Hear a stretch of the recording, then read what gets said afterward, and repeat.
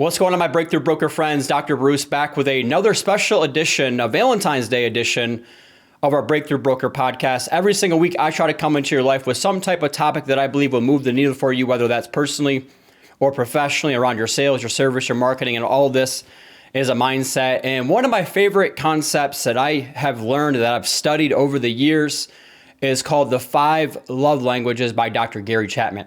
And essentially the concept here is every individual person has a preferred love language, right, with their significant other. And once you can really figure this your significant other's love language, then it's really a lot easier for you to be a better partner for them, right? And so I just think about this same concept related to your business, whether that's somebody that you're proactively prospecting, whether that's somebody you're following up to close, whether that's a current client or a past client that you're currently working with, is there are ways for you to build in these 5 love languages into your business, right? Specific to your real estate business. And I just want to go through these step by step and just give you some ideas on how you can really better incorporate these to be transformational in such a transactional world, right? For a lot of you working in the housing and banking spaces, it really is easy to be discarded once a transaction's over with. A lot of you will go out there and you're going to be the listing agent or the buy side. Let's just say, for instance, you're on the buy side. You get somebody into the home. You work really, really hard for them, especially during more competitive markets. And then what happens is, on average, that person's going to remain in that home for the next 5 to 10 years, right? That's what statistics say. Just like a lot of times we're like, this is one of the biggest decisions that you're ever going to make. But the reality is, for a lot of people, it's not their forever home. However, with that being said, a lot of times it's like, okay, we've done this and now we're already on to the next deal. And the mindset that I want for all of you when it comes to being transformational in a transactional world is, I truly believe, and I believe this is a NAR stat, National Association of Realtors, every one deal could or should be worth 5.7 additional deals. For every one deal, we should get a referral within the first 90 days. We should get a review within the first 90 days. And then, of course, we want the retention of that business. So there's some different things that you could do when it comes to your client onboarding and when it comes to your client experience and when it comes to your different marketing strategies tied to the 5 love languages, okay? So I'm going to go through these step by step. One of the love languages that is preferred is quality time. So I think about quality time as it's a collective passion, right? Like, people want to spend time with you. You're the expert. You're that must-have go-to person. And so I just think about quality time is when I invite other people to come do something that I enjoy and we do it together, or something that they enjoy and we do it together, all right? And so I just think about all the things that I really enjoy doing. It could be drinking wine. It could be sitting around the back patio. It could be sitting around the fire. It could be talking about our bigger dreams, our bigger goals, right? It could be any number of different kinds of things. But I just think about that, right? One time over the first 90 days of closing this transaction with this person and truly being transformational is, you know what? Maybe you do spend some type of quality time with them and their family, right? So just think about some different ways on how when that transaction's over with. Now, guys, listen, you have probably spent, again, if it's a buy side or even on the listing side, you probably have already spent a lot of quality time together. All right. But the reason we do this exercise within the first 90 days post-close is we want to really figure out, is quality time with us or with them their preferred love language? And then from there, every 90 days, you're going to come back through and you're going to pick one of these love languages that you do. And I should also preface this on the front end by saying, for a lot of people, when it comes to these 5 love languages, it's not like any one of these are bad. Like, I have really 1 or 2 different love languages that are more prevalent for me, especially with my business. And I should probably preface all this by saying, I'm not a life coach. I'm not a relationship coach. I'm a single dude that's out there. But when it comes to my business, I really have incorporated a lot of these strategies, these 5 love languages, into my client experience and into my client onboarding. And then even the retention of it, right? So quality time would be doing something that you both enjoy with the people who matter the most. And just figure that out one time over those next 90 days. What's some different ways that you can spend quality time with them, right? Maybe, again, if you got that person into the home, maybe you're going to throw them a housewarming party. Like, that could be quality time with them where you're like, you know what? You're a first-time home buyer, and I would love to be the one that buys some pizza for you and your friends and spend some quality time together, all right? The second part of this would be the acts of service. So I think about acts of service as really spending time or really donating your time to a cause that they deem worthy. So let's just say, for instance, you ask them on the front end, hey, at the end of this, obviously I want to do such an amazing job that you're going to want to go tell other people about me and about our services. But I also do believe in spending time in causes that you deem worthy, right? So if they have children, maybe church is a big part of their life. Maybe their community is a big part of their life, and the new community that they're moving into, right? Maybe it's a charity, right? So you're going to donate some type of charity to their choice, kind of a thing. And so I just think about it that way: is acts of service is spending time in causes that they deem worthy. The causes starts with a C. The rest of those start with a C: their children, their church, their charity, and a community.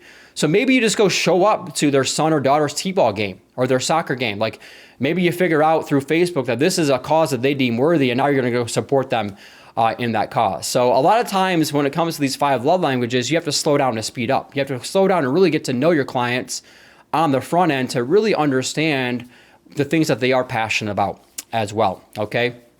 The third love language are gifts. Now this one is a little bit easier, quite frankly, right? So at one point over the first 90 days, you're going to send them a gift, you know, so you figure out something that's like a +1. I know a lot of people do like a cutting board or magnets or whatever it might be. And I know there's compliance rules and stuff like that and regulations when it comes to a gift. But you know what? Maybe you do figure out their favorite wine or their favorite liquor or their favorite drink or their favorite food. And maybe you do something like that. You know, I've seen people that, you know, if it's in, more of a colder weather climate. I'm from, born and raised in Grand Rapids, Michigan, or an hour north of Grand Rapids, Michigan, right? And I think about the cold winters. So it's going to be like, hey, we're going to help winterize your house. It could be the fact that we're going to have, like every fall, we're going to help you do a gutter cleaning service. You know, there's so many things. It could be, I'm going to hire a landscaper. I'm going to hire somebody to mow your lawn for the first time. So there's different things that you could do when it comes to that. Gifts that I've heard for single parents, so for single mothers is, you know what, if you're comfortable, I'm willing to hire a babysitter for you, right? So your first weekend or within your first month, you can go out there and as a single parent, go do some of the other things, right? Go be an adult kind of a thing, right? So there's things like that I've heard people do. I've heard people do, again, for single parents, hey, we're going to buy you a massage, a deep tissue massage or something like that. So just think about that +1. And I go back to when I bought my cabins in Gatlinburg, Tennessee. And, just instead of just sitting down at the closing table and you're taking a picture with the key, no offense to my title friends out there, like what is that +1? What is that in addition to that you can do? And I think about the title partner that I had back in Tennessee when I closed on my cabin, over 6 years ago now. And, obviously the owner, it became a really good friend, a coaching client of mine. And so, he brought a 5th of Mandarin vodka and some 6-pack of Red Bull. And he knew I was going to the cabin for the first time to sit in the hot tub and overlook the mountains, and it's going to be beautiful. And so that was a gift. And I still think about that gift, so that could be it. I think about one of my coaching clients that's in the real estate community is, for him and his wife's anniversary. I just called ahead and I said, hey, I'm in your community right now or your neighborhood. What's your favorite restaurant to go to? I have a date that I want to take them to. And then he told me, Smoking Fins, out there in Littleton, Colorado. So I got them a gift card, I think it was like $50 or $100 gift card to go to Smoking Fins.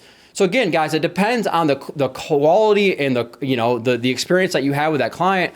But those are some different +1 ideas for the gift. That's just not simply, like, hey, here's a $5, thanks a lot, take gift card kind of a thing. All right. Now, words of affirmation for me, for you on the real estate side, like when does buyer's remorse set in? It sets in right away. So right after, like you're either at the closing table or you leave the closing table, call them, text them, send them a video message once again, and just thank them. And again, tell them, remind them of what such a great investment that is, that this is for them, right? So words of affirmation is just sending gratitude messages. Some other things that I like to do, I like to just do gratitude walk and talks. So once a day, I like to go on a 30 to 6 minute gratitude walk and talk, typically outdoors. I live here in Scottsdale, Arizona now, so typically weather's not an issue. And I'll just go do gratitude walk and talk. So think about it that way. Words of affirmation could be, at the closing table, after the closing table. It could be handwritten notes. It could be thank you cards. It could be any number of different kinds of things, but just thank them.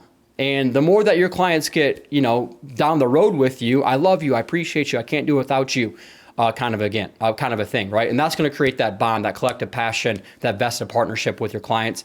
And I save the best for last, right? Physical touch, you can't go around touching your clients, okay? That's against the law, right? So, I kind of make a tongue-in-cheek joke about that. But when it comes to physical touch, I just think about this as your nonverbals. When you're with somebody, be with them, right? Like when you have your phone in your hand, did you know the engagement rate drops over 60% if you just have your phone in your hand when you're talking to somebody, right? When you sit down at the closing table or you're with that client for the first time, and you put your phone, even if it's face down on the table, that engagement drops a lot. So I just think about it that way. Like physical touch for me is when you're with somebody, be with them. It's okay to put your hand on their shoulder, right? It's making great eye contact. 93% of communication is nonverbal. So these are some just different examples really quickly of the 5 love languages that you can really incorporate into your business. And I create a player profile. So for every one of my new clients, during those first 90 days for you post-close, I'm just going to ask myself, right? Am I being transformational in a transactional world? I'm interviewing them just as much as they're interviewing me. Are they truly valuing me and my contributions into their life and the value that I brought to this equation? And so for you in real estate, go where you're celebrated, not merely tolerated. Do you have a collective passion of people who have your back? Do you have promoters who say good things when solicited, meaning when asked? Do you have your top 25 advocates who are out there fighting battles for you right now that you don't even know that they're fighting? Do you have these different people in your life who have your back? And this is just a simple way, because I know a lot of you are always looking for ways to incorporate strategies like these in your business, not only short-term during your client experience, but also the client retention. So think about client retention as simply that. It's like, hey, every Thanksgiving, I'm going to do a pumpkin pie giveaway. Every Halloween, I'm going to do a pumpkin giveaway, right? Every Christmas, I'm going to run out of theater and we're going to do the Marvel comic movies, So there's like so many things that you could do. Every opening day of baseball, we're going to run out a lot and we're going to invite all of our past clients to that. So there's a lot of different things that fall within these 5 love languages that you can incorporate into your business every 90 days at a time. But that is a big part of this. And this is a great time of year to do this, right? We're in February, you're still ramping up for the busy season. Is within your marketing plan, start to build out not only for every individual client experience, how you can incorporate some of these 5 love languages, tongue twister there, but also long-term, right? Long-term, like on a quarterly marketing basis, what are some of these things that you can incorporate as far as marketing themed events? So I really do hope that really breaking down these 5 love languages can help you in your business start to think creatively about the things that you can do. Speaking of Breakthrough Broker, right? They have so many amazing marketing tools that you can use as well when it comes to these strategies, right? So they have so many different types of mailers and things like that they offer. So definitely take advantage of them and their services and the great ideas that they come up with when it comes to the marketing ideas, specifically to the gratitude messages and the invites to your events and all those different types of things. So as always, guys, thank you so much. If you are interested in bringing this workshop to your brokerage or even other workshops that I have the 5 love languages, I have perfecting your prospecting, I have the follow-up to close, I have new client onboarding, I have status sales marketing, I have turn your pitch into money, I have the 90-day sales plan, I have a selling system, I have a course in confidence, right? There's a lot of different workshops that I have, but this is just a special themed Valentine's Day edition for you, and especially for my Breakthrough Broker friends.